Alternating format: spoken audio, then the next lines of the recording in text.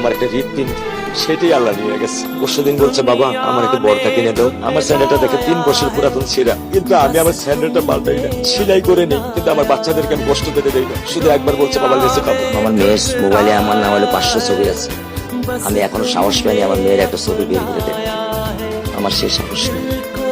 আমি সেই সব হারাই পেয়েছি, কারণ ও আমার ছিল হৃৎপিণ্ড। আমার জীবনে এমন কোনো চাওয়া নাই যেটা আমি পূরণ করিনি। পরশুদিন বলছে, বাবা আমার একটা বর্দা কিনে দাও।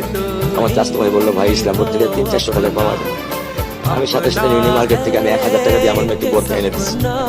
আমি দরিদ্র, ভাঙা বাসা থেকে, কিন্তু আমার গরিব সন্তানদেরকে আমি কখনোই দারিদ্রতা স্বাদ পেতে দিই, দারিদ্রতা স্বাদ পেতে দিই। আমার বড় মেয়েকে এখন আমি সেলোরার থেকে জামা কিনে দিই।